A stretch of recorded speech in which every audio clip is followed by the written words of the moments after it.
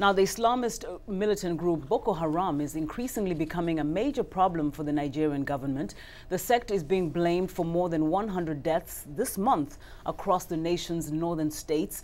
President Goodluck Jonathan says his military is responding rapidly to fight and defeat the Al-Qaeda-linked group. VOA's Scott Stearns has more. Nigeria's military says Boko Haram is responsible for coordinated attacks on police stations, churches, and an army base in small towns across the north. The militants say they're fighting to create a Sharia-based nation in the north and do not recognize the authority of the federal government. Boko Haram claims responsibility for the late August bombing of United Nations headquarters in Abuja that killed 23 people. President Goodluck Jonathan says he's initiating a rapid and robust process to combat the threat, moving away from the recommendations of a committee he established to consider opening talks with the group. Borno State Senator Muhammad Ali Ndume was on that committee. He says the Boko Haram threat cannot be solved militarily. As far as the use of force is now going, it's just like guesswork. You don't even know who is your enemy, and so you don't know who you are even attacking. So the military is just, they thought that the presence of the military can bring law and order, but it has not succeeded. Senator Ndume says the violence will continue as long as Boko Haram feels it's not being heard.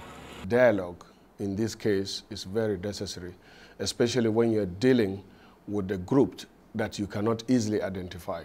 So first we say there should be initiation of dialogue, first to identify the leadership of that group, two, to know what they want, and then see if there is possibility of negotiation, because we know historically that insurgents cannot be solved by force.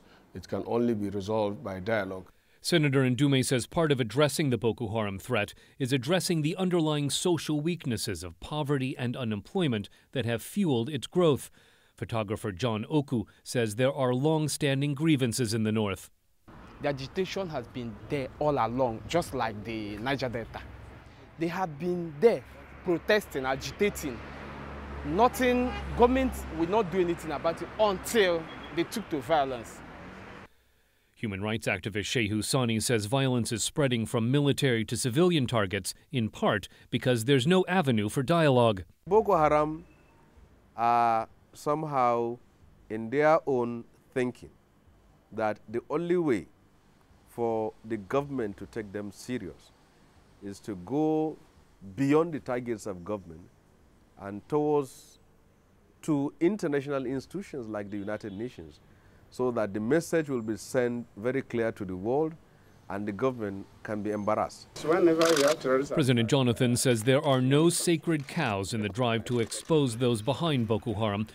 Economist Prince Ohini believes the group's backers include northern politicians opposed to Nigeria's southern president.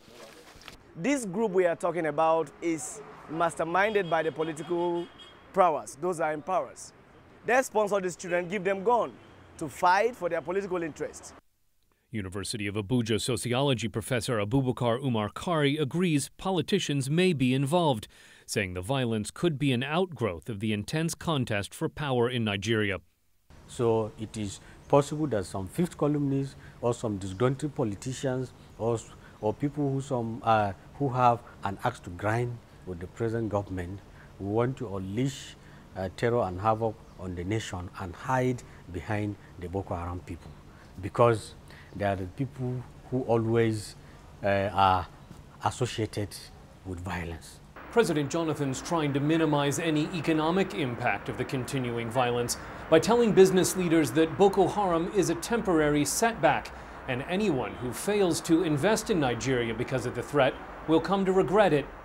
Scott Stearns, VOA News, Abuja.